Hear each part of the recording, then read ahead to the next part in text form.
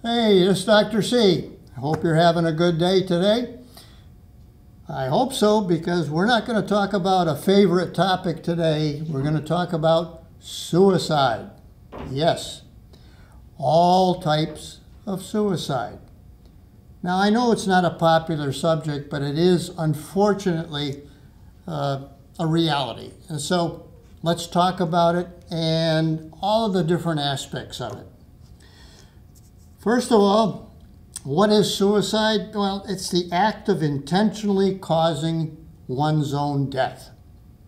Okay, intentional. So, I'll come back to that when we go on with this. Statistically, very common thing. Back in 2021, there were over 46,000 suicides in the United States. 46,000. And worldwide, 800,000 in the world. Now, I know that we've been talking a lot about COVID deaths and all, and yeah, this is a lot less. But hopefully this was totally preventable in many of these cases. So we'd like to see a decent trend, like even a few percent per year going down. We'd like to do that.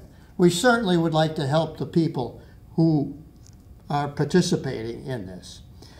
Suicide's the third leading cause of death in the younger people, 15 to 24. And it's about 20% of the deaths in people over 65. So there's a lot in the elderly and especially in the young. So I'm going to talk about both. We'll talk about both. You remember the old TV series, MASH? Well, that theme, they didn't sing the lyrics to that theme with the helicopters coming over the hills, bringing in the wounded and all. That's because the theme to MASH was actually suicide is painless. Now, how did they ever arrive at that? That's kind of a weird topic, huh? And if they knew that the series was based on a movie called MASH. The movie came out in 1970, and the series didn't start until 1972. It ran till 1983. Very popular. I enjoyed it. I enjoyed it, even though I can't really, as a surgeon, identify with Hawkeye. But it was very enjoyable to watch. Suicide is not enjoyable. Let's go into some of the things that may cause people to think about suicide. Well, first of all, what are the risk factors? Number one, depression. Number one, depression. There's no question. Half of the people who commit suicide are depressed. And no question also that half of the people who are depressed, at least significantly depressed, contemplate suicide as well. So that is the number one cause. And certainly, a third of all the elders who commit suicide are depressed. Unfortunately, half of them, 50%, half of them, are not treated, either because they're not recognized or because they just isolate themselves and not tell anyone about it. Okay, so what other risk factors are there for depression besides suicide? Well, people who are bipolar in their manic phase or in their depressive phase are known to do this. Schizophrenic, certain ones as well. Certain personality disorders. Substance abuse is a big issue as well with these people. They tend to be very impulsive, make decisions impulsively without rational time thinking. This is especially true with the younger suicides, very impulsive. Not so true in the elderly. They contemplate, they rationalize, they spend a little time planning. Okay? There may be prior attempts, maybe just slashing the wrist, something like that. That's a prior attempt. That needs to be taken seriously.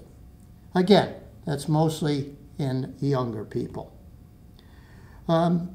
Military veterans who have PTSD, significant number of suicides. And I don't know how well the military is involving themselves in diagnosing and treatment. People who are part of the LGBTQ community.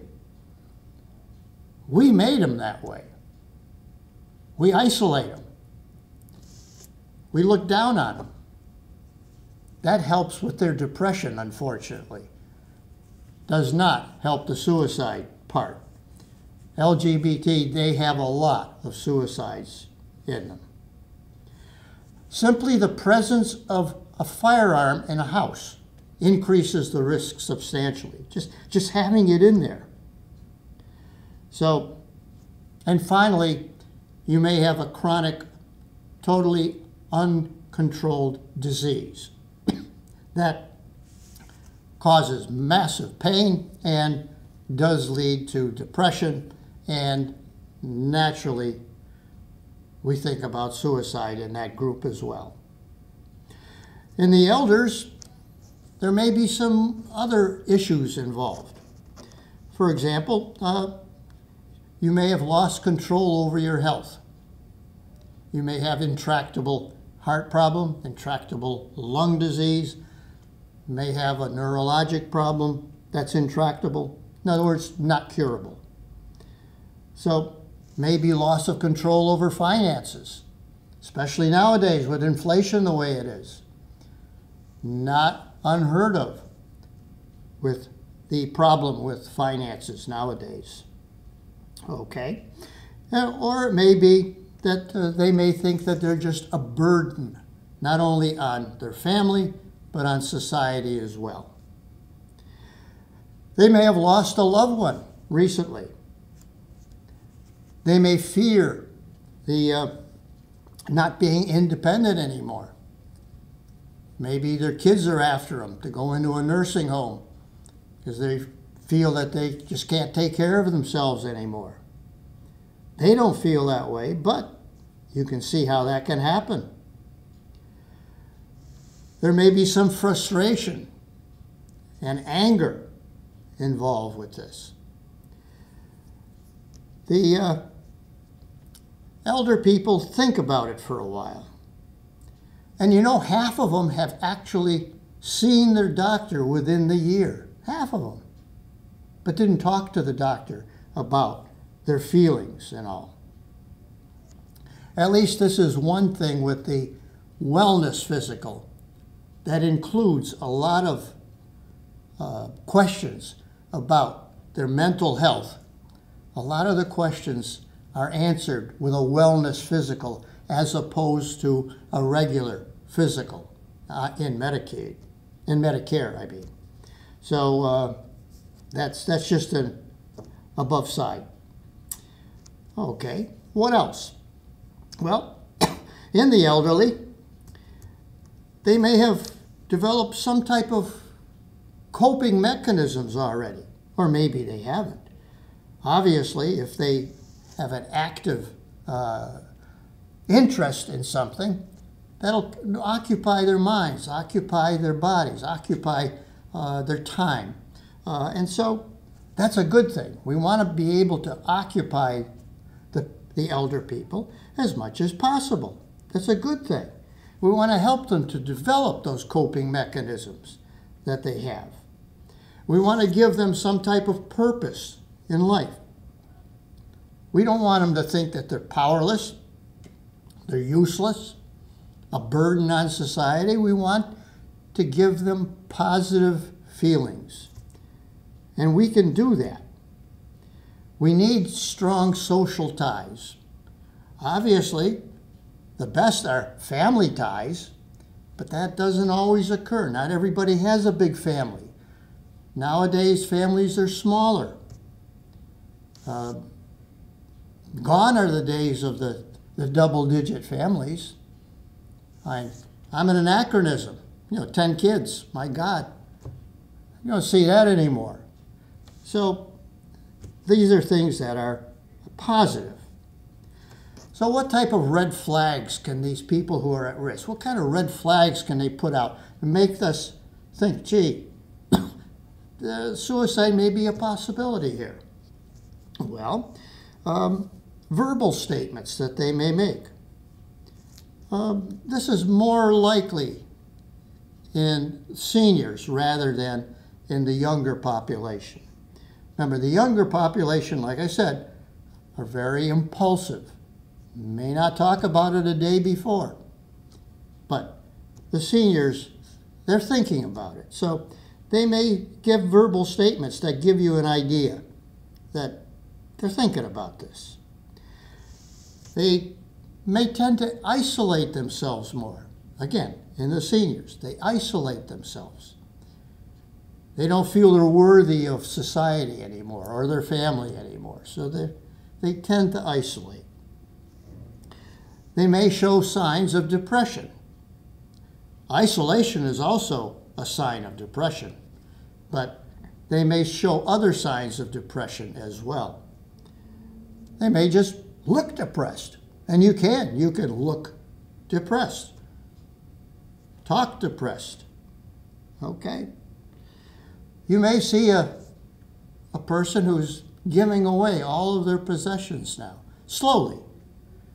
Giving some to this kid, some to that kid, some to Red Cross, whatever. But they're giving away all of their prized possessions. Why? I don't know. But you got to think about it. What else? Loss of interest in all of the topics that they used to be involved in. Let's say that I suddenly don't start coming to the studio anymore. I have no interest in it anymore. Well, they're going to say, oh, hey, we got to check in on Claremont. We got to check them out. Check out Dr. C. Loss of interest. They may have a handicap. Maybe all of a sudden they lost a limb. That's a big deal, loss of a limb. Maybe loss of ability to drive. Maybe they lost their driver's license. Those are all issues. Maybe they're suddenly starting to drink more alcohol. And maybe they had a DUI. Maybe more than one DUI. Lose their license. All of these are issues.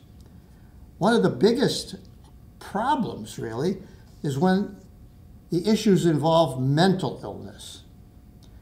Now, some of them are very obvious. You may get a bipolar or a schizophrenic. Well, schizophrenic may not be as obvious sometimes, but something that's obvious may not be as obvious with some. But mental illness is an issue in itself. Difficult to get treatment, even if you tell people about it. Not that easy to get treatment. So those are all red flags. What do you do when a person is identified as a risk and has expressed a red flag? Well, what you do, don't be afraid to ask them directly. Ask them, have you thought of hurting yourself? Seriously. They may be willing to talk about it.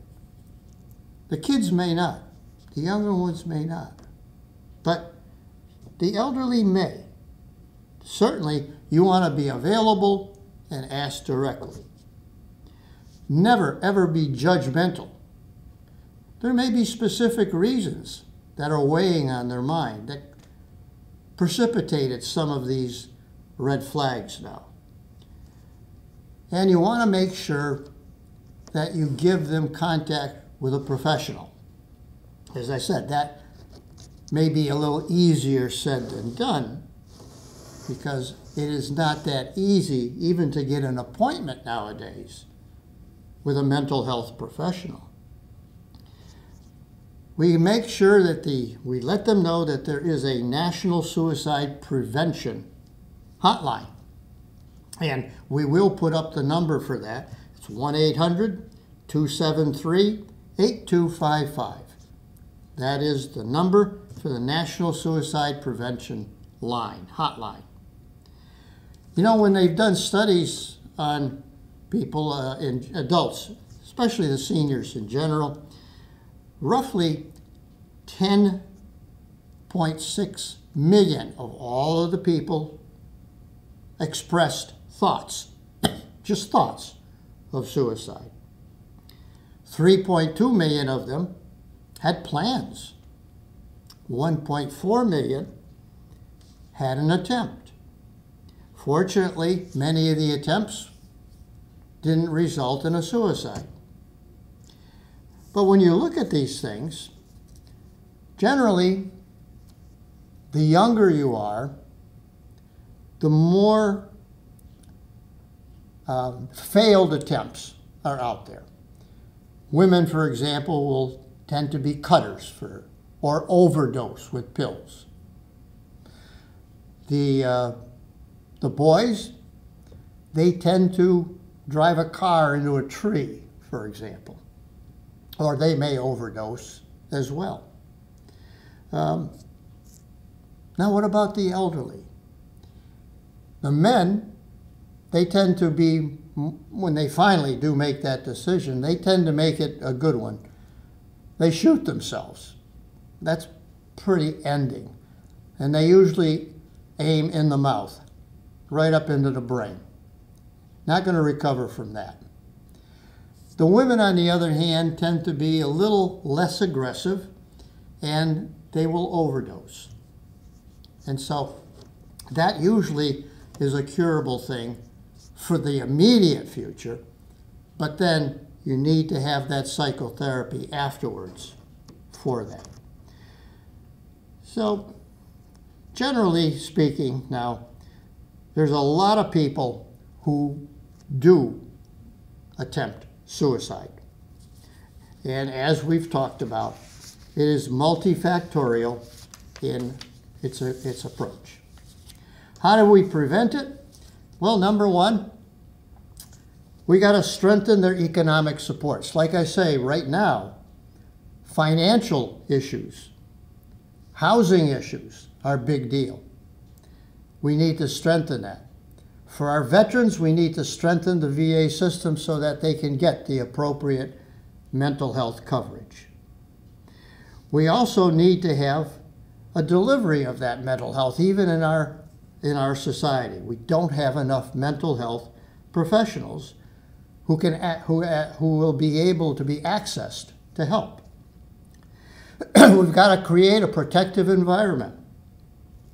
We've got to promote connectiveness. We've got to get the people active in some type of endeavor to occupy their time, both physically and mentally. We got to make them feel needed. You teach the coping skills. We've got to be better at identifying those red flags and the people who are at risk. Now, there's many different types of suicide besides what we've talked about. There's a thing called silent suicide. Now, what's silent suicide? Well, that's a masked intention to kill themselves by nonviolent means. How do you do that?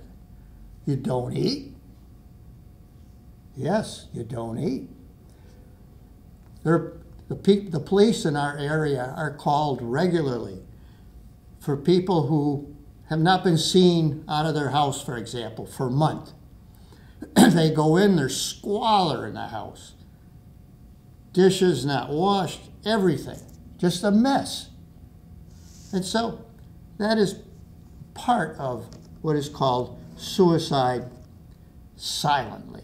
Silent suicide. So we've got to be able to distinguish, because a lot of these people have mental illness as well.